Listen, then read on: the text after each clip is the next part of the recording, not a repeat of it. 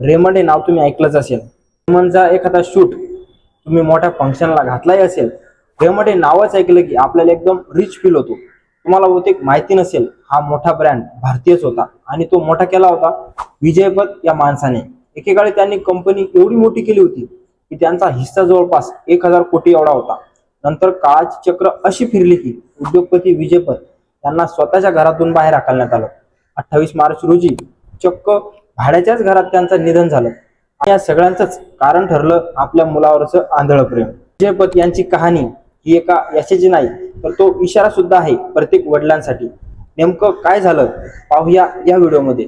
नमस्कार, मी सोपान, तुम्ही पाहताय एजे प्रोडक्शन। रेमंड कंपनी मोठा ब्रँड होण्याआधी ती ठाण्यामध्ये रेमंड उलन मिल नावाने एक कापड गिरणी होती। 1944 मध्ये विजयपत यांच्या वडिलांनी ती विकत घेतली, परंतु खरी जादू झाली ती 1980 साली, ज्यावेळेस विजयपत यांनी रेमंडची सूत्र हातात घेतली।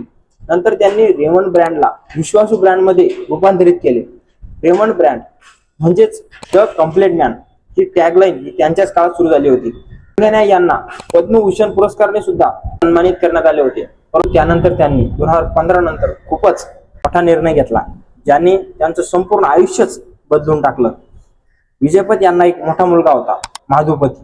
त्याने खूप आधी कुटुंबाशी आपले संबंध तोडून टाकले होते आणि तो सिंगापूरला निघून गेला होता। 2015 साली त्याने मुंबई हायकोर्टमध्ये एक दावा दाखल केला की रेमंड कंपनीतील जो वाटा आहे तो त्यांना परत करण्यात यावा। हा दावा दाखल झाल्यानंतर 5 दिवसांमध्येच विजयपत यांनी त्यांचा संपूर्ण वाटा त्यांच्या लहान मुलाच्या म्हणजेच गौतम सिंघानिया याच्या नावावर केला। त्यांना वाटलं होतं की मोठ्या मुलांसारखे बारक्या मुलाने आपल्यासोबत संबंध तोडलेले नाही, तो आपलं साम्राज्य सुरक्षित ठेवेल। पण झालं उलटच। आपला हिस्सा मुलाला देताना त्यांनी एक गोष्ट मुलाला सांगितली होती, मुंबईमध्ये जो डुप्लेक्स फ्लॅट होता तो त्यांना मिळणार होता, परंतु ती बिल्डिंग रिडेव्हलपमेंटला गेली व त्या फ्लॅटची किंमत इथे आभाळाला भेटली। त्यामुळे गौतमनेही जे खरोखरच त्यांचंच होतं ते त्यांना देण्यास नकार दिला आणि त्यांना आपल्या घरातून म्हणजेच घर सोडून भाड्याच्या घरात जावं लागलं। अशाने त्यांची कंपनीही गेली व घरही गेलं। गौतमने त्यांना घरातूनच नाही तर ऑफिसमध्ये अपशब्द बोलले असा आरोप करत त्यांना चेअरमॅन या पदावरून सुद्धा हटवले। आपल्या मुलाला सगळं देऊन मी चूक केली, त्याने काही भाग मला देण्याचं मान्य केलं होतं, पण तो आपल्या शब्दावरून मागे फिरला। आता माझ्याकडे काहीच उरलं नाही, चुकून थोडे पैसे हाताशी आहेत त्यावर जगतोय, नाहीतर रस्त्यावर आलो असतो।